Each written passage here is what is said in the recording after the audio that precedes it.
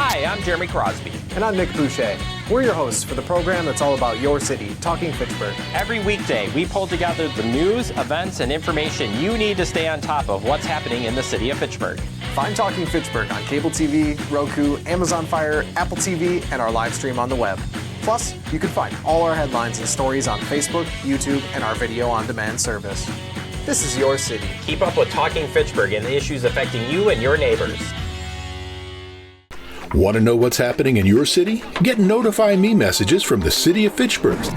Visit fitchburgwi.gov on your computer or mobile device and select the big Notify Me button on the left. Enter your email and/or phone number, whichever is best for you to get notifications. Scroll down the list and select all the topics you're interested in to receive email or text messages about.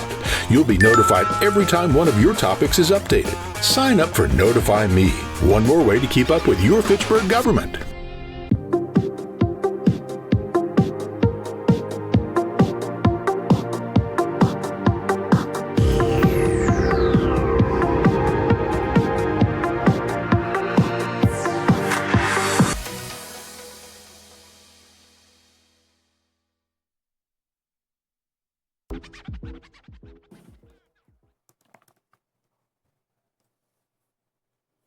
I call to order the meeting of the Finance Committee meeting on May 13th, 2025 at 5:31 p.m. Our new regular start time of 5:30 p.m. starts today. Second item of business is the approval of minutes. I'll need a motion on the draft minutes of the April 22nd, 2025 Finance meeting. I move approval. Motion to approve by Alder Jetzer. Comments or questions? Seeing none, all in favor of adopting the draft minutes, say aye. Aye. Aye. Motion carries unanimously. Moving on to item 3, public appearances for non-agenda items.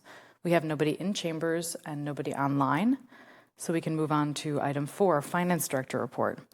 Ms. D? Thank you.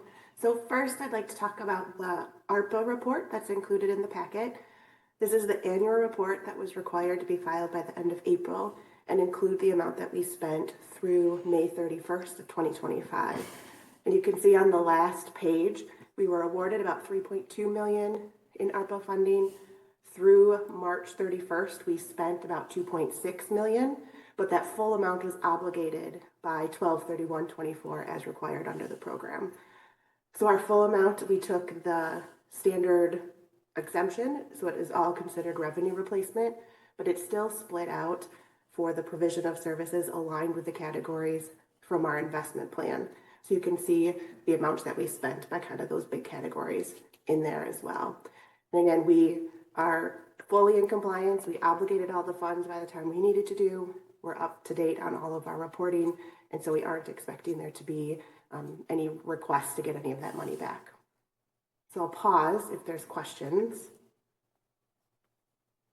Bill? And so is the all of the rest of that allocated to street resurfacing, or is there still anything in this dollar amount that's not? So all of the amount out of that dollar amount is for that streets resurfacing project. So it's phase 2 of the streets resurfacing in the healthy neighborhoods areas. So again, it was under contract before the end of the year. There's a couple other projects that are also still in progress, but we're using the interest money that we made on that grant funds to pay for those. So the only piece as far as the actual grant funding is concerned is those streets. Okay, and that'll all be spent this year well ahead of the December 2026 deadline, right? It should be. I expect it to be spent October, November, December of this year. But yeah, we have a whole extra year if something happens that we can wait to make payment if we need to. The big key was it had to be obligated by the end of 2024. Yeah, excellent. I think you move on, Misty. Excellent. Just 3 other things, kind of updates on the bigger projects we're working on. So our audit, we've been doing reports and drafts back and forth with the auditors. We are a little ahead of schedule, but we're still expecting to have them present to the Finance Committee the first meeting in June. So you'll see them at that meeting. The CIP is also in process. We've had a couple of meetings with the mayor now where we're trying to figure out what the priorities are and what she wants to include in our plan. You guys will all see that in June as well. And then the finance team is working, getting ready for the 2026 budget, which is coming pretty soon. So rolling over worksheets, getting ready for that process. That's it. Wonderful. Any other questions? Bill? Remind me again, when do we expect the audit report, the finalized audit report for 2024? Yep, so the auditors will be here to present that to the Finance Committee the first meeting in June. Okay, so I expect I'll have it. That's the final report then. It's okay, excellent. Yep. All right. Seeing nothing further in terms of questions, we can move on to item 5, review of bills.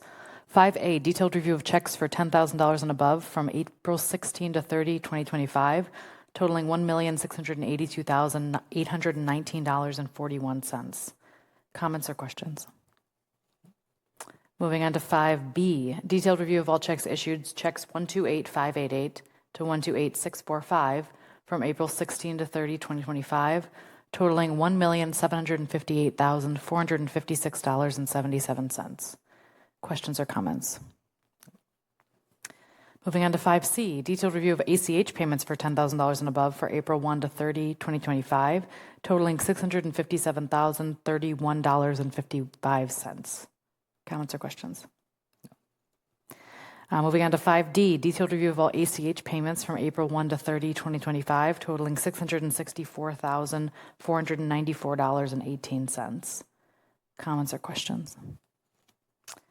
Seeing nothing, we can move on to action items. Action item 6A, I'll need a motion on resolution R6525, approval of replacement playground structure and swing set in Rimrock Park. Move to approve. Motion to approve by Alder Ladouceur. Who is going to take this one? I can. Oh, Scott, you're there. Sorry, I was only seeing Misty. Scott, it's take it away. Very good. This is part of our annual playground replacement program in our CIP. The playground that we're going to be replacing is in Rimrock Park, which was installed. The previous one was installed in the early 2000s. What we did do is we publicly bid the project. We ended up with nine different proposals, which are included in your packet. I also sent a survey out to the Rimrock Park neighbors to ask them to vote on their recommended option, and they actually selected option 1, which was provided by Lee Recreation, and happy to report that the Park Commission agreed with that recommendation. So we're looking to recommend Lee Recreation option number 1 for the playground replacement at Rimrock Park. It's great that we were able to get 9 bids. 9 different proposals. There was four or five companies, and some companies put in 2 or 3 different options. So that's how we came up with the 9. That's great. Questions? No. And Scott, this is all wood chips and again, no inclusive components to this, right? Well, there is a transition spot on the playground which they can handicapped individuals can transition onto the playground structure, and then the wood chips are actually ADA compliant, so it's not totally accessible, but there's certainly accessible components to it.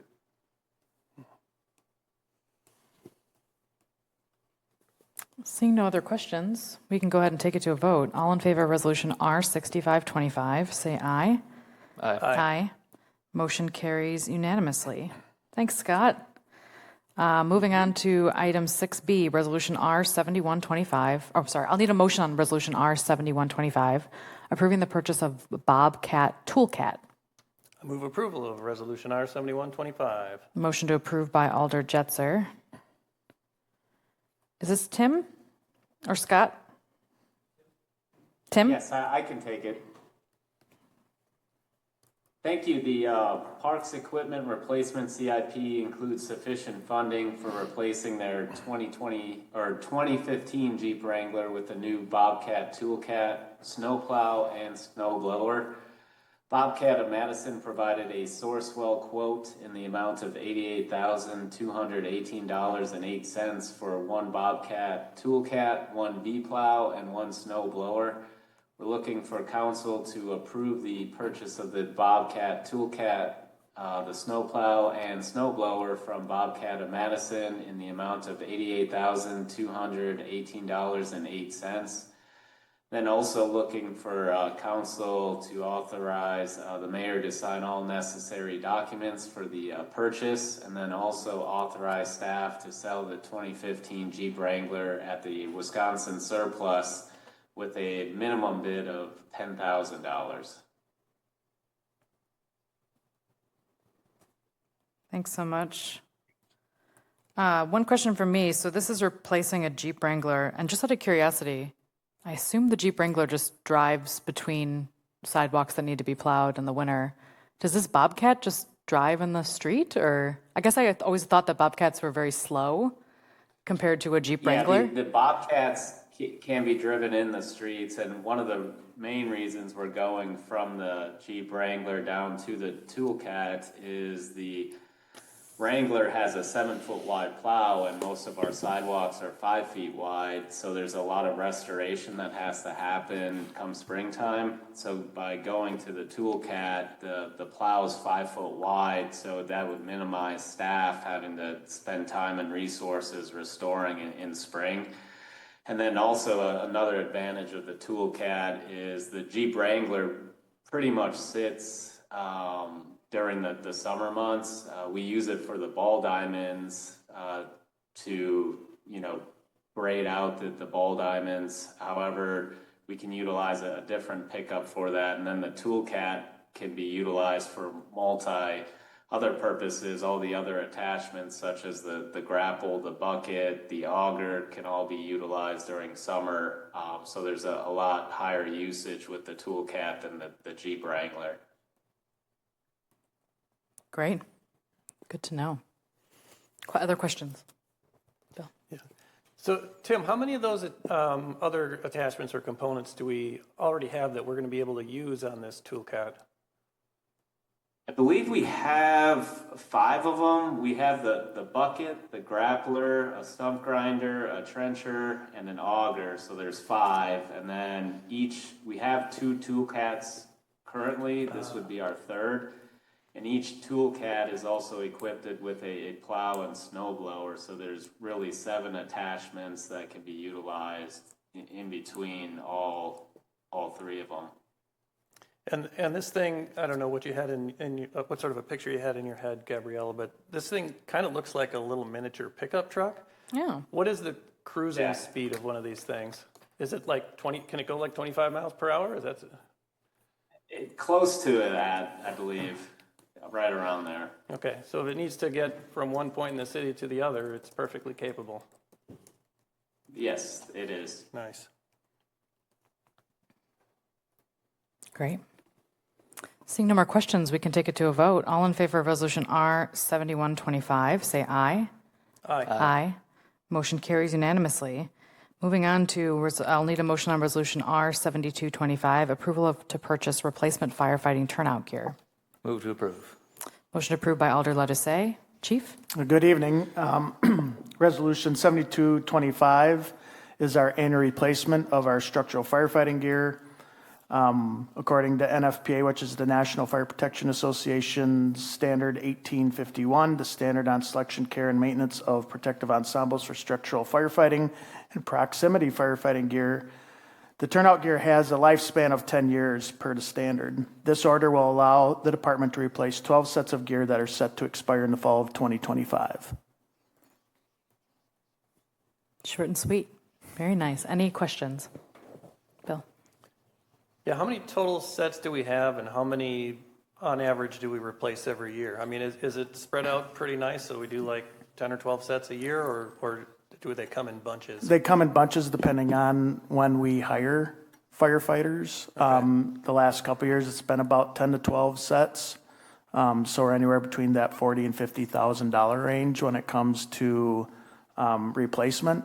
But like this year, for example, we're looking to bring on some more POX firefighters. We have sets that are like in reserve, but once they've been on a year, we look at getting them into brand new structural firefighting gear. So it all depends on what we need for replacement for current staff, and then who we bring on for new individuals, and then a year later. So right now it's 12 this year. Does the old gear have any useful purpose in the future, or does it just get thrown in the trash? Or? So what we have done in the past, and we typically come up and report this to the Finance Committee.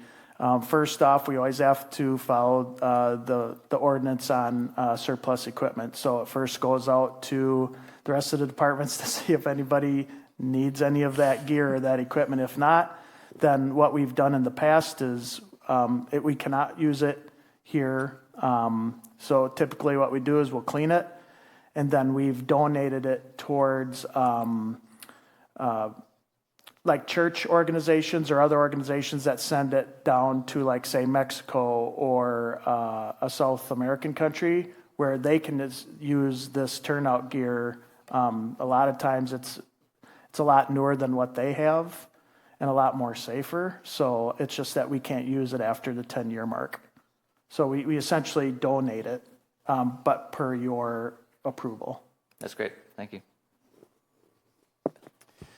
Do I remember right that there's like PFAS in these uniforms, and is that correct? And if so, has there been any progress over the last, I guess, year since I heard about this?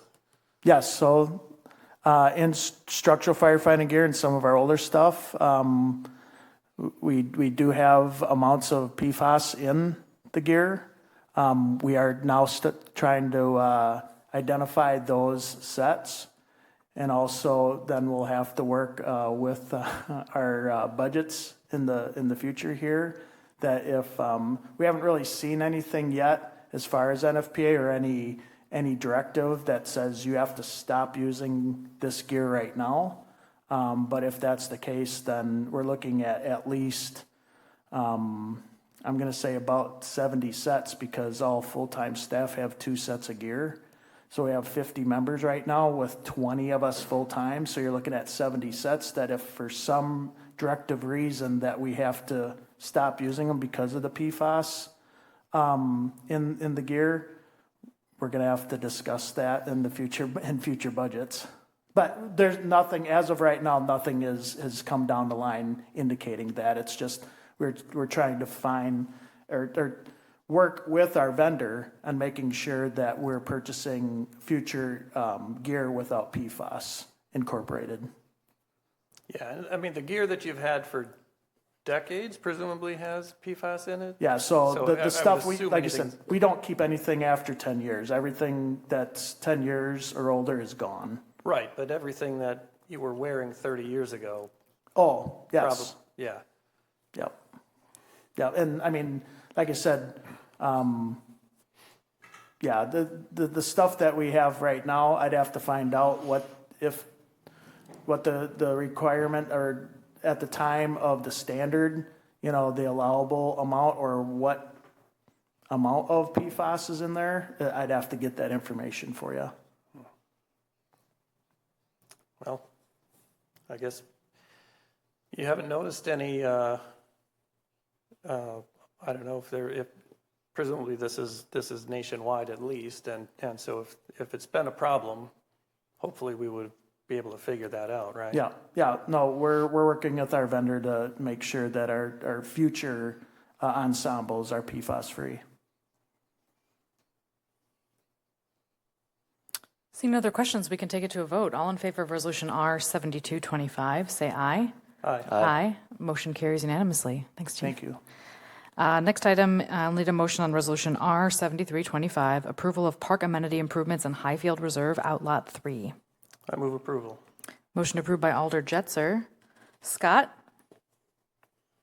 Yes, if I might, maybe a kind of an introduction to this project. This is the same process methodology we utilize when we developed the Crescent Crossing playgrounds and dog exercise or dog playground, where basically the developer assists the city in, they follow all the public bidding processes that the city requires, and they bid the project. They actually come up with a concept plan, come to the Park Commission for their review and amendments or adjustments, and then the developer, which Matt Salisbury from DeMaffio is here for us tonight to answer any questions. They go ahead and do the public bidding process for the city, and actually then they come back to the Park Commission, and the Park Commission approves the bids that were received, and then we pass it along to the Common Council.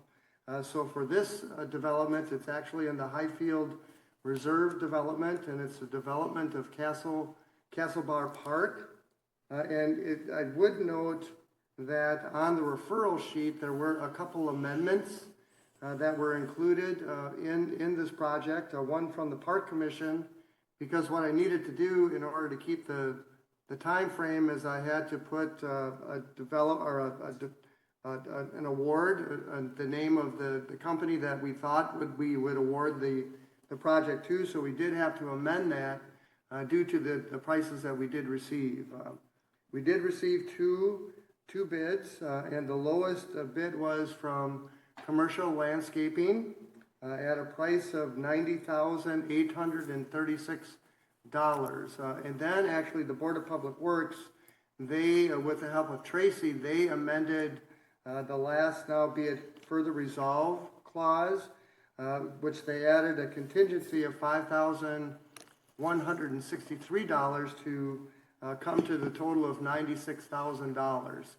And actually, an additional part of this is I think it's the fourth amendment to this developer's agreement, which is included in the development agreement. And then what will happen is the developer will receive a credit for the dollars that they spend in developing the park. That's kind of a long-winded explanation. Hopefully you could follow what I was talking about there, but for the benefit of Micah and other finance committee members, that's the methodology that we use, which was really, it's helpful to staff. We don't have to do it if you would, but the developer, they follow all of our requirements regarding bidding and those kinds of things. Thanks, Scott. I think we moved this as the original amendment, if I'm based on what I understand. So can I get a motion to amend as laid out on the referral sheet by Park Commission and Board of Public Works? Yeah, I move that we amend per the Board of Public Works, which is inclusive of the amendment from Parks. Thanks, Bill. And then maybe if Chad is kind of paying attention halfway, he can remind Dave to move the amended motion rather than the base motion, which just has incorrect information in it. All in favor of amending according to what the Board of Public Works laid out, say aye. Aye. Aye. Motion carries, so that main motion is amended. Any questions for Scott? All right. Seeing none, we can take it to a vote. All in favor of Resolution R7325, say aye. Aye. Aye. Motion carried unanimously. Thanks, Scott. Next item is Resolution R7425. I'll need a motion on it to approve the 2025 funding awards for the Healthy Neighborhoods Grant Program. I move to approve. Motion to approve by Alder LaDuce. And Deanna, is this going to be your item? It is. Take it Good evening, away. everyone. This is the 2025 Healthy Neighborhoods Grant Funding Awards. The resolution to support. We've received 19 applications, and the Healthy Neighborhoods Committee and staff jointly scored those 19 applications, and the top-ranking applications Staff has worked out a recommendation to fund those top 13 ranking applications. So there's a total of $145,532 available in this program year. We're looking to fund those 13 organizations with almost all of those dollars. And I'm happy to answer any specific questions. Sorry about this, but we do have to request one amendment, hoping that you all could amend the fourth whereas clause to remove some text, and specifically there's just an error in our whereas clause. Number 4, remove of which 19 applications were submitted. So there's just a duplication of language in the fourth whereas clause.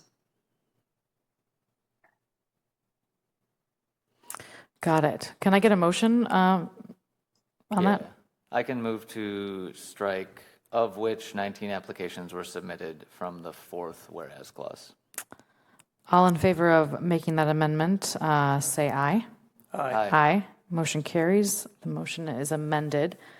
Any questions for Deanna? Or did you have anything else to say, Deanna? Sorry, before. No, I'll just take any questions that you have. Great. Bill?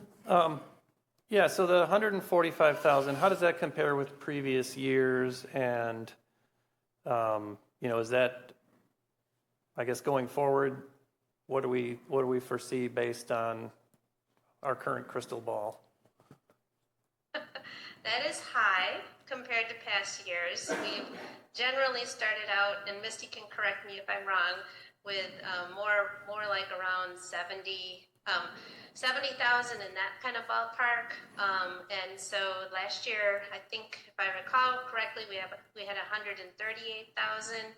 So this is definitely at the high end over the history of the program.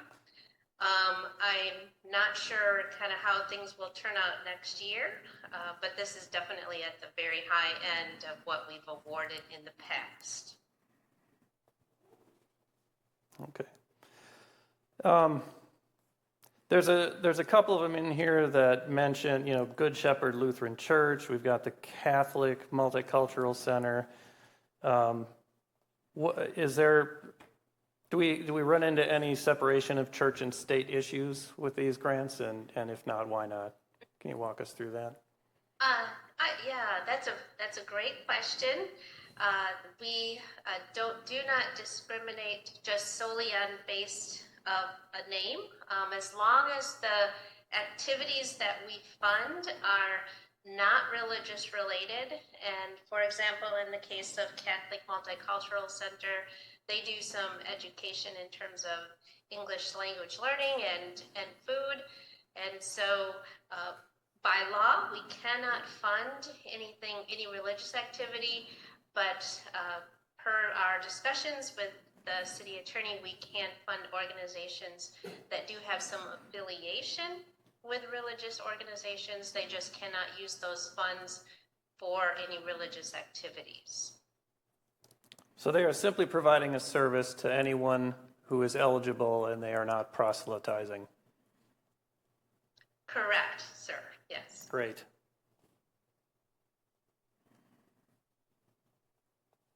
Other questions? It's always great to see these projects. It's really exciting that we're able to do this, and happy we're able to do a little bit more this year than in previous years, since the need is so great. All in favor of resolution R7520, all those in favor of resolution R7425, say aye. Aye. Aye. Motion carries unanimously. Thanks, Deanna. Next is resolution R7525, authorizing Amendment 3 to South Scion Road Reconstruction Design Services Contract with KL Engineering. I move approval. Motion approved by Alder Jetzer. Tim?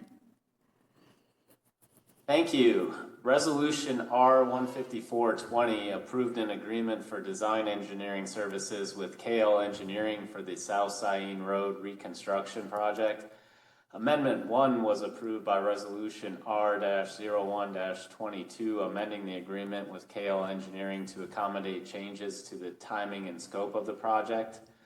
Amendment 2 was approved by Resolution R-33-23, amending the agreement with KL Engineering for additional design services such as additional development coordination, public involvement, traffic management evaluation, traffic engineering, and electrical design.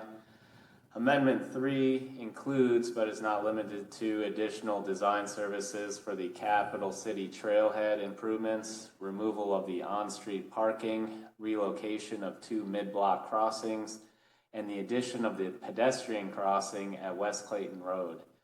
The final invoice from KL Engineering is $169,501.85, and the available balance on the KL Engineering purchase order is $135,904.10. Therefore, staff is seeking authorization from council to increase the KL Engineering purchase order in the amount of $33,597.75. City has funds available within the currently adopted project budget for increasing the KL Engineering purchase order. So we're looking for council to approve the increase to the KL Engineering purchase order in the amount of $33,597.75. Questions from the committee? Yeah, Micah. What are the improvements to the trailhead being done? So that was to align it with the intersection of McCoy and Scion Road. And then also a couple iterations ago, there were 3 options with that. And a couple of the options had the trail actually crossing the driveway to the parking lot for the trailhead twice. So ultimately it was, and the city originally, when I came on board, had the option to cross that driveway twice. And Dane County reached out to me saying they never approved that and they wouldn't approve it. So we had to modify it to one of the other options, which is, staff also agreed on, that's on board now at this time, that was the better, safer option. However, there was an increase that changed the design at the time. Great, thank you. Seeing nothing else, we can take it to a vote. All in favor of Resolution R-7525, say aye. Aye. Aye. Motion carries unanimously. Next item, I'll need a motion on Resolution R-7925, revising the financial policy guidelines. I move to approve. Motion to approve by Alder Lattice. Misty, are you going to give an introduction for this? And then Greg Johnson from Ellers is here to walk us through the changes that were made. Ultimately, we wanted to take the policies that we had most recently formally updated in 2012, but we do review them every year as part of the Committee of the Whole presentation that you'll see me at the end of May, and then the Financial Management Plan, which happens at the June Committee of the Whole. So we've looked at these policies, but wanted to do kind of a more wholesale review of them. So Greg from Ellers helped us out incorporating all those best practices, and I'll turn it over to him. Thanks, Misty. As is noted in our summary presentation, your current financial policies include 10 sections. In this review and kind of rewrite of the policies, we consolidated those 10 sections down to 5 sections. So there's a financial planning guidelines, capital budget guidelines, debt guidelines, general fund balance guidelines, and enterprise fund reserve guidelines. So a lot of those 10 policies were incorporated into those 5 particular sections, but we did try to consolidate, the number of sections in the policy. I'll summarize kind of the main changes to each of those existing policies. They're also summarized in your packet starting on page 136. So the general fund balance, we didn't make any changes to kind of the range of fund balance that the city has had in its policy. That's generally worked well for the city historically, and also has worked well with our discussions with Moody's when the city gets its debt offerings rated. We did include a chart that just included the most recent and current definitions of the fund balance components consistent with GASB requirements. The tax rate stability, the policy has historically included a maximum tax rate for debt service. As Misty mentioned, we evaluate that when we do the financial management plan, and that's always presented to Moody's along with the other financial metrics in these policies. We just moved that to the debt guidelines section, and then the existing policy about operations and staffing planning, that was kind of moved to the financial planning guidelines section because it kind of dovetails with those particular efforts. The existing policy on tax rate stability identified some language in terms of how the city would complete its forecasting methodology for growth in total valuation. It included some dated references and also didn't allow for flexibility for changing circumstances due to economic conditions, or as we noted, when the city absorbed portions of the town of Madison. So we kind of took that, kind of portion out of the policy, because we kind of do that as a part of the financial planning, but didn't feel it was necessary to prescribe an exact method on how to do it, because circumstances could warrant changes in that, and then you're outside of your policy. Felt that was a little overly restrictive in my opinion. The debt revenues and expenses, the current policy had some references to tying debt service payments to special assessments. There's nothing wrong with that language, but really there are other revenue sources that the city can pledge to repay its debt, and debt should really be structured around all revenue repayment sources. So that language and that topic was really moved to the debt guidelines section, but was really referenced in a more broader context. That says really the debt should be structured to account for existing debt service payments and revenue sources pledged for repayment. So instead of listing, special assessments or TIF, it just kind of addresses that concept more broadly. The financing of equipment and road maintenance, we moved that to the capital budgeting guidelines and updated the general targets for cash or levied capital financing to reflect the city's current practices. The geo debt capacity preservation, we moved that to the debt guidelines section, but did not change the not to exceed metric that was in the current policy. One of the other financial metrics is debt expense as a percent of the operating budget. Put that in the debt guidelines section. The current policy had references to the 2010 budget, which we removed, but the policy range and metric in the existing policy was left intact. I talked about the debt repayment structure and how that's structured around revenue sources and kind of the city's preferred term for debt. That was moved to the debt guidelines section. And then there was a separate existing policy for TIF borrowing saying that, again, that should be structured around the revenues available for repayment. Nothing wrong with that, but again, we kind of addressed that more broadly in the debt guidelines section to cover really all revenue sources, not just calling out TIF or special assessments. There was a land use and growth policy. Really the land use and growth, you kind of financially kind of guide those plans through your comprehensive plan and your CIP. There really wasn't a financial metric in this section. You really kind of do that through those other documents. So felt that was something we could just strike from the policy, since that's really driven by other planning efforts. And then references to credit rating was moved to the debt guidelines section. In terms of new content that was added, there's really kind of three main categories that were incorporated into those 5 sections. First is just a general statement of compliance with what's called continuing disclosure. The city annually has to provide updated financial and other information for investors who have purchased the city's bonds. It's posted on a website called EMA, the Electronic Municipal Market Access. The city is in compliance with those policies, but felt that was something appropriate to be in your debt guidelines. Just a general statement about investment of debt proceeds specifically, that'll be in accordance with your investment policy, and those interest earnings and those investments of debt proceeds can either go to pay project costs or repay debt obligations. And then also a general policy statement about arbitrage, rebate, and monitoring that refers to the guidelines in the IRS tax code about spend down of proceeds and tracking investment income that you earn on tax exempt debt proceeds. So a general statement that the city will continue arbitrage, rebate, and monitoring going forward.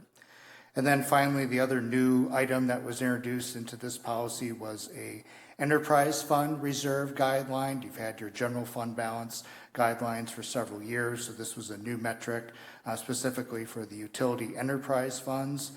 We used a day's cash on hand metric, which is a common method that rating agencies, Public Service Commission looks at to evaluate reserves for enterprise funds or utilities. And so the metric we chose was at least 250 days of unrestricted cash on hand. That is based off of the methodology that Moody's uses for AAA rated issuers. So we applied kind of that same metric for your rating category to your unrestricted cash on hand for the utilities. So that's the overview of the financial policy guidelines and kind of the new proposed version that's presented for adoption this evening. Thank you. Wonderful. Thank you so much, Greg. Questions, Bill? That was a lot. Thank you. And I understood a portion of it at least. So how does this actually manifest? I mean, do we have, is this like policies and procedures for how the city spends and saves money? And do we have like forecasting for this to make sure we meet these metrics? We think we're going to meet the metrics at the end of whatever particular financial period we're talking about, that kind of thing. Correct. So every year when we present the financial management plan, which is typically in June at the onset of your budget process for the next fiscal year, we do a 10-year forecast of operational and capital needs of the city, and all of these financial metrics that we mentioned are all incorporated into that presentation. And as Misty mentioned, it's also evaluated at other times during the year. And then every time we've had a rating presentation with Moody's, we present all of these metrics. So it's been a key part of the city's financial planning for some time. As Misty mentioned in her opening comments, it was really just kind of rewriting the written document that kind of backs all of this up. But these policies and these metrics have really been actively used by the city for many years. So if I'm correct, we added a metric, but we did not change any of the metrics for the previous sections. That's correct. Okay, more like streamlining, adding some content. Other questions? Bill? Well, I guess just, to that point, the metric we added was having at least 250 days of unrestricted cash on hand for the enterprise fund, right? And so that's basically, we're just writing down something that we've kind of been doing. It's not like we now have to start saving because we're at zero and we need to get up to 250. We're sitting in a good position right now. That's correct. So when I was kind of working through that metric, and we included in the policy document an example of how that's calculated. When I looked at your most recent final audited financial statements from 2023, all of your utilities were in excess of that policy. So you're in compliance with it now. Great. Seeing no more questions, we can take it to a vote. All in favor of Resolution R7925, say aye. Aye. Motion carries unanimously. Moving on, Resolution R8025, revising the investment policy and designating public depositories. Need a motion. I move approval. Motion approved by Alder Jetzer. And turn it back over to you, Greg. Sure, I can start. So really the investment policy changes that were kind of put together. Similarly, you've had an investment policy for many years, and we kind of reviewed that. Really the changes that we made here were just to remove some outdated references to statutes that had changed since the last time the policy had been put in place. We just included a hyperlink to the policy as part of the so you can reference that. So as the statutes change, your policy doesn't have to be updated necessarily because it will be incorporated by reference. We added some new requirements for collateralization for deposits, consistent, with FDIC limits and other coverage limits and statutes. And then the authorized personnel and depositories are listed as attachments to the policy versus embedded in the document itself for easier updating. So really just kind of a cleanup and just kind of some updates to the overall investment policy, which in turn updates the authorized personnel and depositories. Thanks, Greg. One quick question. So with the attachments, I like the idea of moving some regularly changing information into attachments. If we do change that, does that require us to put it through council again, or are the attachments something that can be updated on a rolling basis? I think from my perspective, it kind of, by incorporating it as an attachment, you'll incorporate those changes within the statutes as those get updated versus having to update your policy document. That's kind of why it's put in as an attachment. So as there's just minor changes to statutes or references to certain sections, you don't have to rewrite the policy. Great. Other questions? Micah? Misty, do we currently have any CDs that would require collateralization currently? We do not. All of our CDs that we have right now are 250,000 or less, which meets that FDIC limit. Okay, thank you.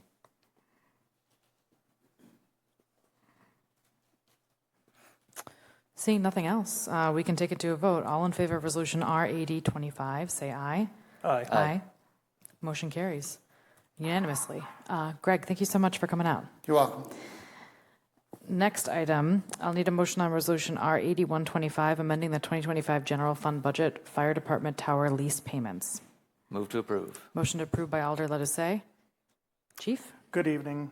So last year, we entered into a new lease agreement on a tower on South Scion Road. That's part of the Fitrona analog tactical system, our fireground operating frequencies that we use for larger incidents. So since that was a new agreement, and Misty, please help me if I'm wrong, initially that was paid out of capital funds initially. Am I wrong? It was, but it probably shouldn't have been. So we're doing it right now. Okay, yes. And so hence why we're here, a budget amendment has been requested for the funds for the lease in the amount of $9,270 from account 110, which is the monies due from the vacancy of the fire chief position to go into the account of 350 for leases and rentals for the lease fees for the tower. And this will be changed in the forthcoming budgets? Correct. Great. Other questions? Is this going to be moved to our new water tower once it's constructed? We will definitely look into that, yes. Okay. Seeing nothing else, we can take it to a vote. All in favor of resolution R8125, say aye. Aye. Aye. Motion carries unanimously. Thanks, Chad. Thank you. Next item, I'll need a motion on resolution R8525, authorizing partial tax assessment refund for FTC Retail West for 2022 and 2023. I move approval. Motion approved by Alder Jetzer. Misty? Yeah, so there's actually a closed session at the council meeting tonight, so it might be of interest of the committee to actually send this to council without a recommendation from finance, simply so that discussion can all be had as a group.